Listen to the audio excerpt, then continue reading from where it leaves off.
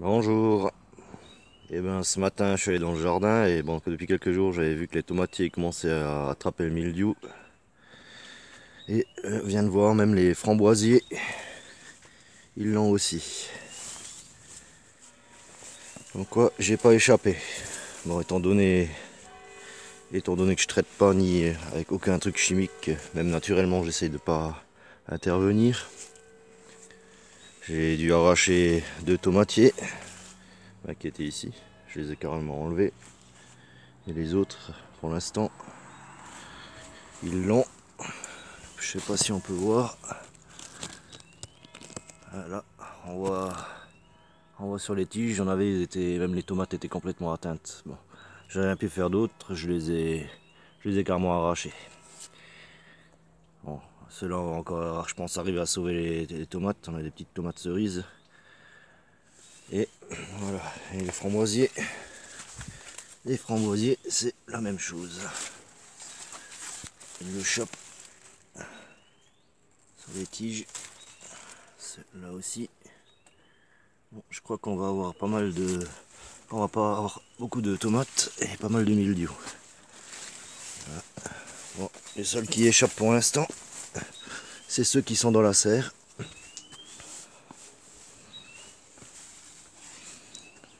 Et même mon expérience que j'avais dans l'autre jardin, quand j'ai rentré dans la serre, je vais l'évacuer, il l'a attrapé aussi.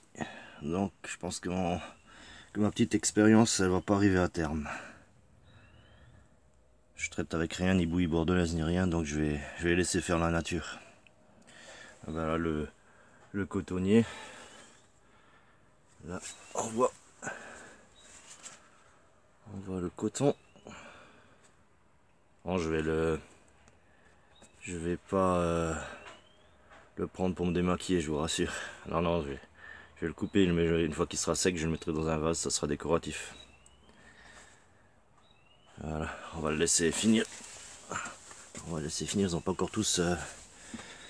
les cosses sont pas encore toutes éclatées. Et ça fait une jolie expérience aussi. Le cotonnier, c'est assez joli à voir. Là, je voulais vous montrer autre chose que j'ai fait. Pour ceux qui mangent des noix de coco. Je l'avais en haut, je l'avais chez moi à l'intérieur. Et là, je me suis dit, je vais vous montrer ça. J'avais planté du basilic dedans. Moi, j'avais tout simplement pris la noix de coco que j'ai découpé en deux. On peut récupérer les deux parties. J'ai pas fait de trou pour l'écoulement de l'eau. Ça évite de tout mouiller. Bon, après, si vous êtes en extérieur, vous pouvez percer un trou sous le dessous. Moi, j'ai juste percé 3 trous pour la corde tout autour. Et ensuite, j'avais semé du basilic dedans. Ensuite, j'ai mis un petit crochet en haut. Et comme ça, on peut l'accrocher où on veut. Même ceux qui n'ont pas de jardin ou un balcon, ça peut faire joli. Je voulais vous montrer ça. Et il y a le basilic qui pousse dedans. J'avais fait un autre avec le persil, mais je pense au niveau du persil, au début c'était bien parti, mais après je pense qu'il n'y a pas assez de terre dans la coco. On peut le faire avec autre chose qu'une coco, mais au lieu de jeter la noix de coco à la poubelle, je récupère et ça fait en même temps de la déco. C'est pas mal du tout. Ouais, sinon dans la serre, j'ai pas encore eu d'attaque. J'ai pas encore eu d'attaque du mildiou. Je vais le poser là, le coco. Je l'avais accroché juste dans la serre pour vous montrer. Voilà. Là, je commence à mes premières tomates rouges. Je crois que c'est de la San Marzano. Les premières tomates rouges. Voilà mon chou. Je pense que je vais pas tarder à le prendre. Je pense qu'avec la chaleur, j'ai peur que dans la serre, qu'il éclate. On a encore eu des averses. Mais là, les concombres, ça pousse. On en a un joli là. Et des plus petits qui viennent là. Les autres tomates, elles sont encore vertes. Et là, les poivrons qui ont repoussé, ils sont déjà de belle taille. On va encore les laisser grossir un petit peu. Bon, ma courge toujours qui n'a toujours pas fait de fleurs. Vous la voyez à chaque fois, je vous ai pas dit, c'est en fait c'est une courge. C'est une courge du Mexique. Les graines de cette courge là ils sont noirs. Les graines sont noires, je vous les montrerai à l'occasion. Je l'avais testé pendant 2 ans déjà, mais ça m'avait rien donné. Je me suis dit cette année je teste dans la serre. Bon, ça n'avait carrément pas poussé, hein. Ça n'avait pas germé, rien. Bon, ça n'a pas le même climat qu'au Mexique. Et donc cette année ça pousse, mais j'ai pas encore de fleurs. Je suis curieux de voir les courges, c'est des courges, des graines qu'on m'avait donné. Et je suis curieux de voir ce que ça va donner comme courge. Alors ensuite, qu'est-ce qu'on a? On a nos aubergines qui continuent à pousser. Là, celle-ci, elle prend du volume. Elle commence à être très belle. Voilà, j'ai semé du mesclun. Le mesclun, je n'ai pas semé beaucoup, tout simplement parce que je vais le prendre en fait et je repique en fait le mesclun. Ça donnera des têtes et ça fonctionne très bien. Bah, le basilic, il pousse. Celui que j'ai semé là, il est devenu bien grand. Il pousse. Ensuite, le petit cotonnier que j'avais planté en fin de compte en pleine terre. En pleine terre, ils ont pas trop évolué. Les courgettes, j'en ai déjà pris un peu partout. J'en ai déjà pris un peu partout 2 fois. J'avais, je pense, à peu près pris 8. Il y avait une belle taille, il y en a encore qui viennent. Ça pousse. Après, tout ce qui est fruitier, on a le pommier. Malgré que j'avais de la processionnaire dessus, il est plein de pommes. Là, on a, juste devant moi d'ailleurs, on a les figues. Il est plein de petites figues. J'en ai 3 des figuiers. C'est pas la même espèce. On les a en pleine terre et malgré qu'on a aussi parfois du moins 15, moins 20, ça pousse, ça casse. Ça revient chaque printemps. Les poulettes, elles sont dans le compost. J'aurais fait un bac à compost parce que tout simplement au départ j'avais fait un tas et vu que les poules elles grattent, ben, elles me mettaient à peu près le compost un peu dans tout l'enclos. Voilà, les poulettes. J'ai les mini. Les mini. J'avais pris des petites poules. Je sais pas si on les voit bien. Les petites poules naines. Au départ parce que j'avais craqué, j'ai trouvé mignonnes. Et en fin de compte, elles pondent très bien.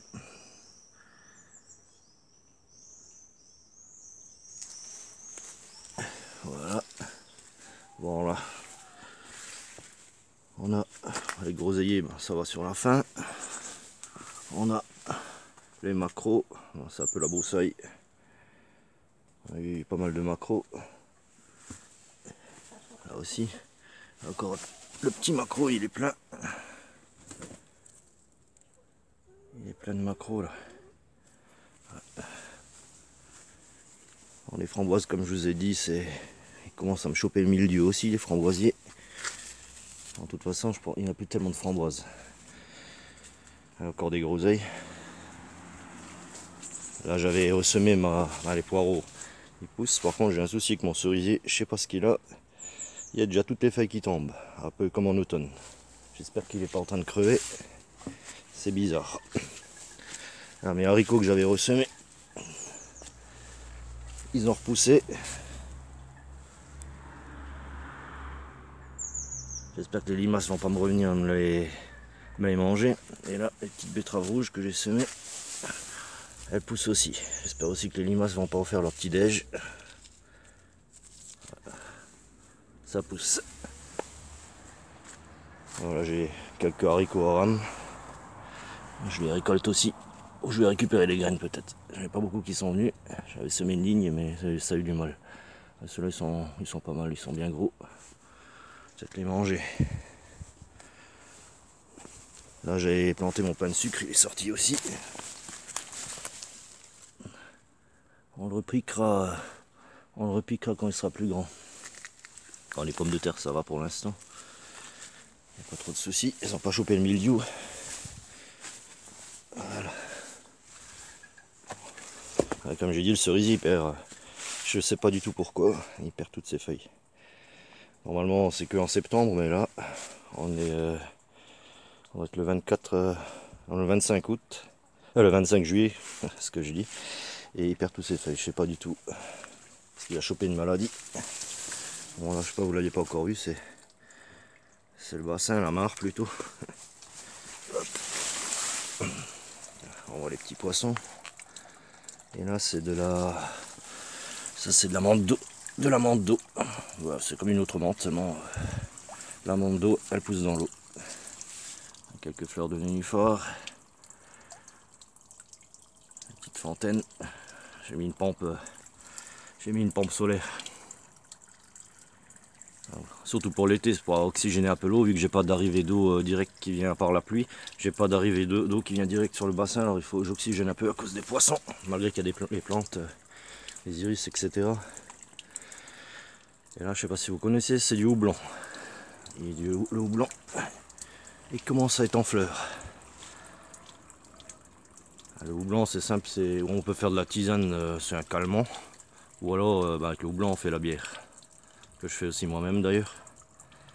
Si à l'occasion je peux, je vous montrerai quand je fais ma bière. Voilà. Voilà, je vais vous montrer l'autre potager. De l'autre côté. Voilà. Là on est de l'autre côté. Bon, on a le tomatier là, lui pour l'instant il n'a pas chopé le mildiou. Il y a des tomates. C'est celui que j'ai mis dans la tour à fraisier. Bon là ça a bien poussé. On a du, si je me trompe pas, c'est du potimarron ou c'est une citrouille. Vu qu'il y a tout qui a poussé dans un volume incroyable. Même pour aller chercher les courgettes, c'est un combat. Là, on en a un autre. Je vais vous montrer des courges spaghetti. Là, on a des grosses feuilles, ça doit être de la citrouille. Voilà. On en a une là, j'ai peur par contre qu'avec le poids, elle me fasse tomber toute ma structure. J'ai juste attaché avec du petit fil, je vais peut-être la renforcer. Bon, en bas, on a les cornichons qui sont en fleurs. Ils grimpent aussi, c'était censé être pour les cornichons, pour qu'ils grimpent. Ah bah tiens, un petit cornichon d'ailleurs. Je pense qu'il faut que je regarde si j'en ai pas déjà récolté. Voilà, ça c'est de la courge spaghetti. C'est-à-dire dedans, ça va faire comme des filaments, comme des spaghettis. Et ça se mange comme ça, grillé à la poêle ou en recette cuisinée. Il y en a plusieurs d'ailleurs. Ouais, on a encore un potimarron, je pense, c'est un potimarron là. Voilà les haricots. Les haricots, on a déjà récolté 2 fois. Ça pousse, c'est en fleurs. On récolte fur et à mesure. Il y a des petits haricots d'ailleurs là. On va laisser grossir encore 1-2 jours. Ils seront bons à récolter.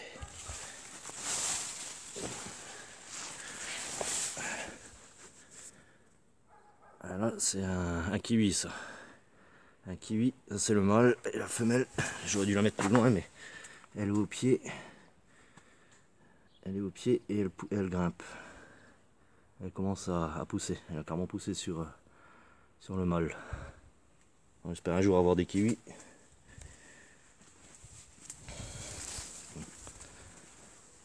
Voilà.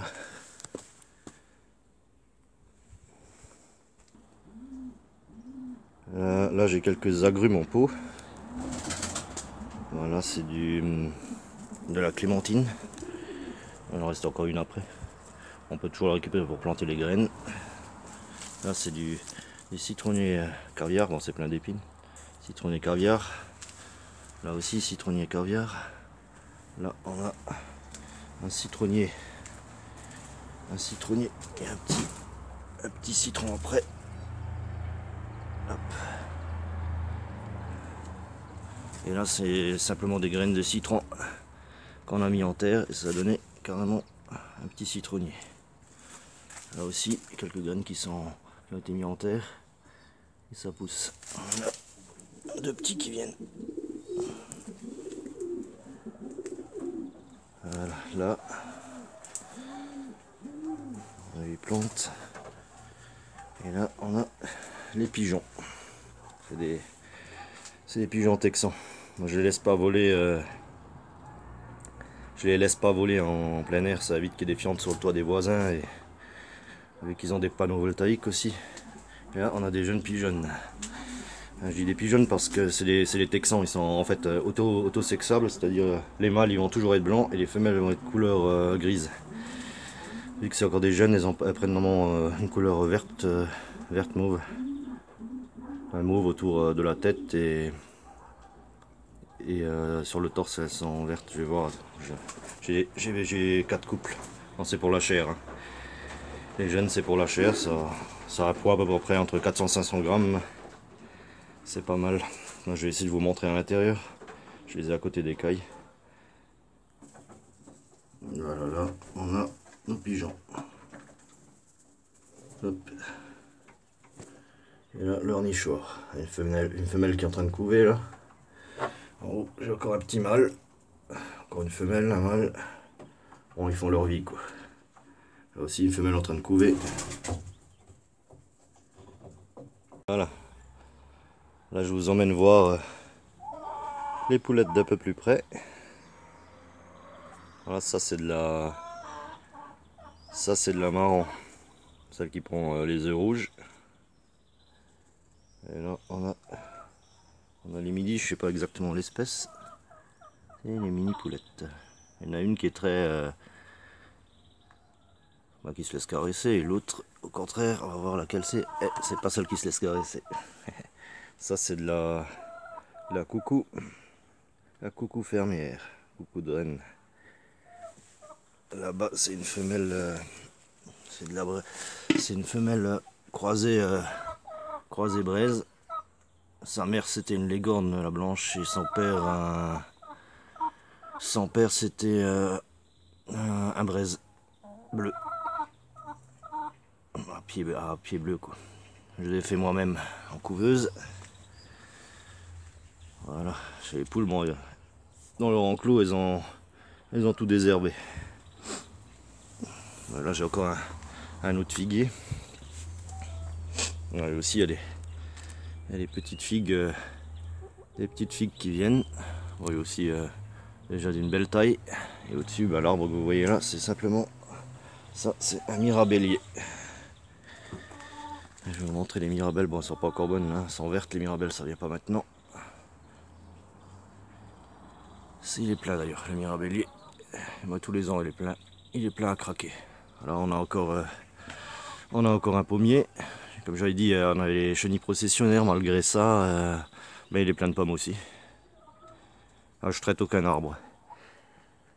Si ça vient, ça vient. Si ça vient pas, ça vient pas. Si les pommes elles sont belles, et si elles sont pas belles, elles ne le sont pas.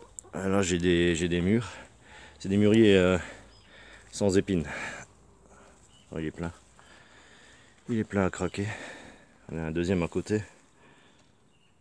Là par contre, mûrier, chez les poules, je les grillagé tout autour parce qu'ils me mangent les jeunes pousses. Ça fait que l'année d'après, vu que les mûres elles poussent en général sur le bois de l'année d'après, ça fait que j'avais pendant 2 ans pas de mûres. Alors j'ai grillagé, cette année il est plein. J'en ai un deuxième ici. Un petit sapin aussi qui pousse. Voilà. C'est le compost. Ça c'est le compost. On met le reste des fientes des poules, cailles, pigeons, et reste de légumes. On jette aussi le reste de table et les poules elles s'en occupent. J'ai fait simplement un bac parce qu'en général je faisais un tas, j'ai essayé de décomposer, mais les poules me l'éparpillaient partout, ça fait que j'avais plus de compost. Là c'est la poule là-bas, je sais pas si vous la voyez, elle a pas de queue. Là ça c'est une araucana. Elle pond des œufs bleus. Alors maintenant elle est vieille, elle pond plus. À la rigueur on pourra faire une poule au pot avec, pour l'hiver. Voilà. Alors qu'est-ce que j'ai là? Là j'ai c'est un petit mirabellier. Que sans repiquer, on lui fera une taille à l'automne, quand il aura perdu ses feuilles au printemps. J'ai mis aussi un noisetier. Je l'ai grillagé parce qu'il était petit. Bon, maintenant je peux l'enlever parce que les poules elles me picoraient après, elles me l'auraient détruit. Voilà, bah, j'ai la grelinette, je leur retourne de temps en temps la terre et elles aiment bien manger les vers de terre, alors je leur retourne de temps en temps. Vu qu'elles font leur fiente par terre, ben, les vers de terre, il y en a à foison. Ben là j'ai mis mon BRF dedans. Ben, je l'ai aussi fermé pour pas que les poules elles me grattent dessus.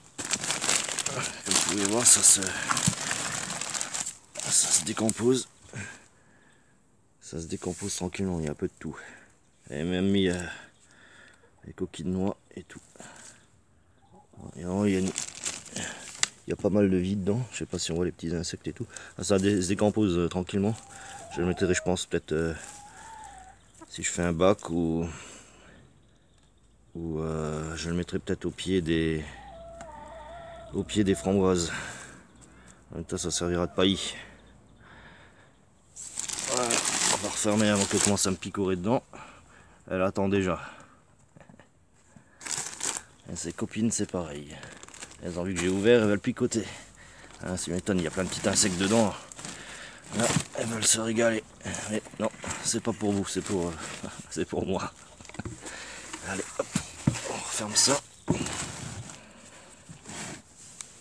Et voilà. Là, on a un autre arbuste, là. Ça doit être un prunier sauvage. Bon, pour les poules, pour l'instant, j'ai jamais eu de soucis de renard encore. Bon, j'ai quand même un grillage tout autour. Pourtant, je suis tout de suite en pleine campagne, j'ai les champs, la forêt. Je sais pas si on voit, j'ai directement les champs derrière, la forêt, ainsi de suite.